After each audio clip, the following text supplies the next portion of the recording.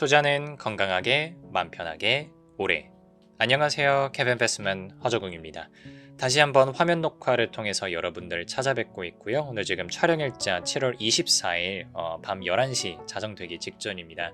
오늘 하루 동안 굉장히 기업 시장이 많이 뜨거웠습니다. 위메프하고 티몬 이제 정상금 미지급 관련된 이슈로 정말 뜨거웠고, 주식판이든 뭐 커뮤니티든 언론이든 뭐 뉴스든 어디 한 군데 뜨겁지 않은 곳이 없었던 이슈라서 비상장사 관련된 이슈임에도 불구하고 좀 여러분들께 한번 정리를 해드려 보고, 여러분들께서 재무 분석 차원에서 조금 이런 부분들은 배워가셨으면 좋겠다라는 거 말씀드리고 싶어서 영상을 찍고 있습니다.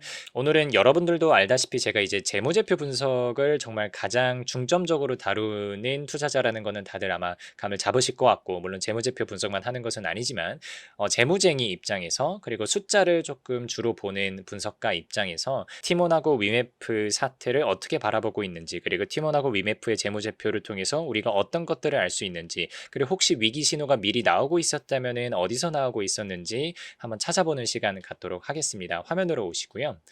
지금 먼저 구영배 씨, 지금 어떻게 보면 이커머스 판에서는 정말 황제와도 같은, 정말 구로와도 같은 존재였다가 정말 단 하루 만에 지금 시장에서의 이미지가 정말 사기꾼 같은 이미지로 이제 변하셨는데, 큐텐의 구영배 대표와 관련된 말씀을 좀 드려보겠습니다.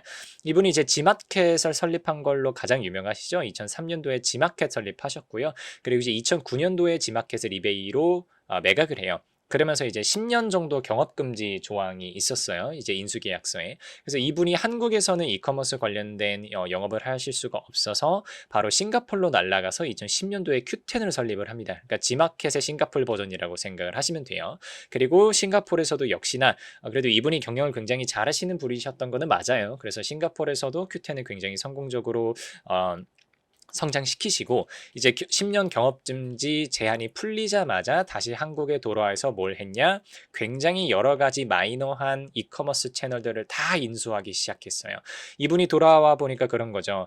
지금 시장이 네이버 쇼핑 아니면 쿠팡 어느 한쪽으로 넘어갈 것 같은 거예요. 그리고 자기가 옛날에 지마켓 팔았던 이베이 같은 경우는 신세계가 인수해서 뭐 쓱닷컴이랑 시너지를 만들어서 이렇게 저렇게 해보려고 하고, 그러던 와중에 막 4등, 5등, 6등 하는 팀원, 위메프 이런 친구들이 보이니까, 그러면 3파전 내지는 4파전으로 내가 만들어보자 라고 해서 큐텐을 중심으로 2022년 9월에 팀원 인수했고요. 23년도 3월에 인터파크 쇼핑 인수하셨고, 23년도 4월에 위메프를 인수를 합니다. 그리고 정확한 가액은 알려지지는 않았지만 지금 이 세 개 회사 인수하는 데만 한 6천억 정도가 들었다고 알려졌어요. 그러니까 굉장히 높은 가격들을 주고, 그리고 어떻게 보면 구영배 씨 입장에서는 굉장히 큰 꿈을 가지고 지금 우리나라 이커머스에 10년 만에 다시 돌아왔다라는 상황인데, 지금 오늘 어제부터 해가지고 지금 굉장히 언론에서 집중 조명하고 있는 게 위메프하고 뭐 큐텐, 티몬 이런 쪽에서 정상금 미지급 사태가 지금 나오고 있어요. 그래서 이제 이 지금 이커머스 플랫폼들이 이제 어떤 상품의 판매자 그리고 상품의 구매자들을 연결해주고,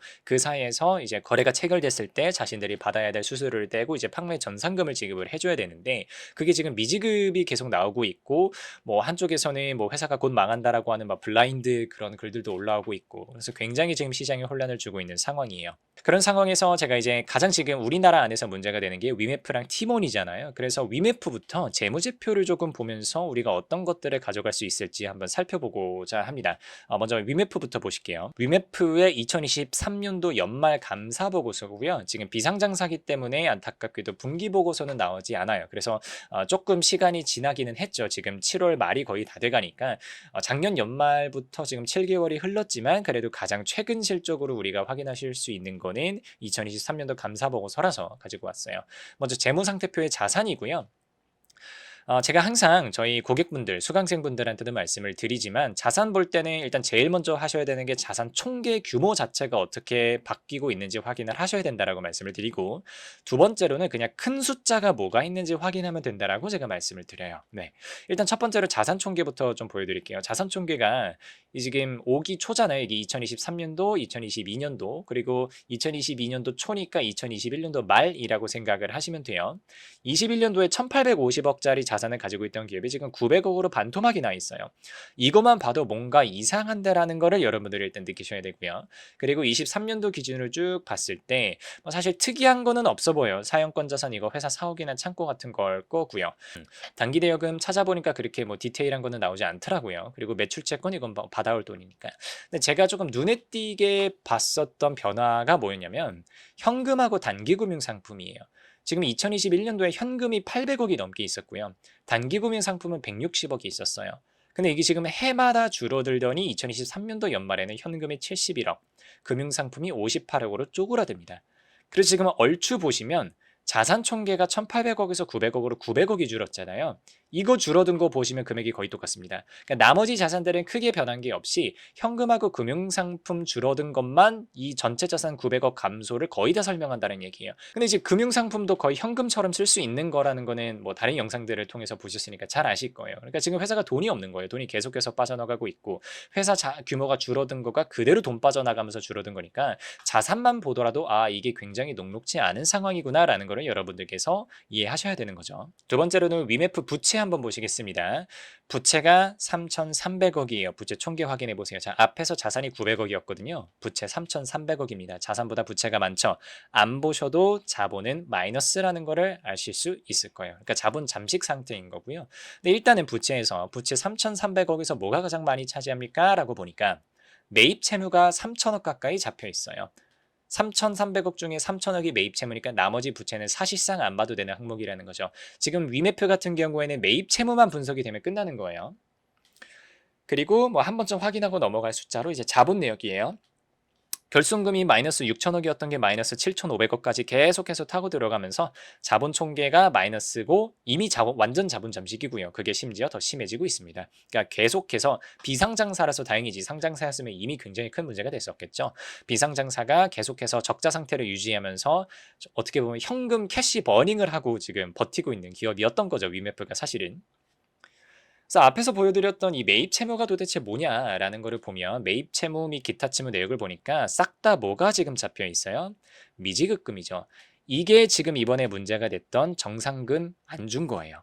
지금 회사가 그러니까 지금 계약 구조가 대략 이럴 거예요. 만약에 상품이 이제 입점을 하고요. 위메프에 소비자가 위메프에다가 결제를 하면 위메프가 그 돈을 들고 있다가 수수료를 떼고 나머지를 지급을 해줘야 돼요. 누구한테? 판매자들한테. 근데 판매자들한테 아직까지 안 주고 버팅기고 있는 게 3천억 가까이 된다는 거예요. 이게 심지어 2022년도 말까지만 하더라도 2천억이었는데 23년도 말에 거의 1천억이 늘면서 3천억이 돼버려요. 정리해보면 이런 거예요. 자, 회사가 가지고 있는 돈 중에 급격하게 줄어든 거 그리고 캐시 항상 중요하다고 말씀드리잖아요. 2021년도까지만 하더라도요. 현금 단기금융 상품 합하면 거의 1천억에 가까운 유동화 가능 자산이 있었어요. 근데 이제 내가 지급해 줘야 되는 정상금, 미지급금이 2,200억 정도 있었거든요. 그러면 물론 21년도 상황만 보더라도 지금 가지고 있는 현금보다 거래 관련 부채가 더 많기 때문에 이게 약간 쉽지 않은 상황이다라고 느끼셔야 되는 건데 그나마 21년도에는 나와서 이게 격차가 엄청 크게 나진 않았거든요. 그리고 요게 부채가 있다라고 해서 지금 뭐 당장 망하는 거는 아니고 계속해서 거래가 회전이 되면서 이 정상금을 지급하고 약간 폰지상의 느낌은 나지만 그런 구조를 그래도 지탱해 볼 수 있는 상태가 2021년도였어요. 근데 작년 연말 2023년도 연말로 와보시면 유동화 가능한 자산이 지금 130억밖에 남아있지가 않아요. 근데 매입 채무는 오히려 늘어났어요. 판매자들한테 정산해줘야 되는 돈이 3천억까지 늘어났다는 거죠. 그러면 130억 대 3천억을 비교해보면 2023년도 연말 기준으로는 이거는 죽었다 깨어나도 회사가 가지고 있는 자산을 기준으로 이 매입 채무, 내가 거래처들한테, 그러니까 판매자들한테 정산해줘야 되는 이 미지급금을 도저히 정산해줄 수 없는 상황까지 이미 와 있었다는 거예요. 언제부터요? 2023년도 연말부터요. 그러면 이런 거죠. 자산, 부채, 자본 쪽을 봤으니까 도대체 얘가 아니 이커머스가 아무리 지금 뭐 순위가 낮다고 한다고 해도 이게 이 정도로 자산이 망가질 일인가, 재무 상태표가 망가질 일인가라는 생각을 할 수 있어요. 그래서 도대체 얼마나 장사를 못하고 있는지 보려면 일단 손익계산서를 가지고 왔는데 여기 보시면 일단 매출이 1,385억 잡혀 있잖아요. 그럼 이게 어떻게 매출이 잡히는 거냐라고 보면 주석에 써 있어요. 여기 지금 보시면 연결회사는 거래대가 전액을 수취하나 즉 고객들이 결제한 거를 다 받기는 해요. 근데 오로지 중개자의 역할을 제공하기 때문에 수수료만 매출로 인식하며 라고 나와 있죠. 이거는 약간 쿠팡이랑 다른 거거든요. 근데 이건 이커머스 쪽 다른 영상을 통해서 말씀을 드리고 어쨌든 지금 위메프의 2023년도에 잡혀있는 1385억이라고 하는 건 수수료 받은 거라는 거죠. 근데 매출 원가 얼마 안 늘었고, 근데 판관비가 2천억이 넘게 타면서 손실이 1,000억씩 나는 기업이 됐어요. 그럼 도대체 판관비가 뭐가 들어가느냐라고 하는 거죠. 보시면 비용이 성격별 분류 쪽 와 있습니다. 제가 비용 내역 중에서 그냥 가장 크게 보이는 거, 사실 상품 매입 뭐 종업원 급여 이런 건 당연히 나가야 되는 거니까 뺀다라고 쳐요. 심지어 종업원 급여는 다운사이징을 했네요.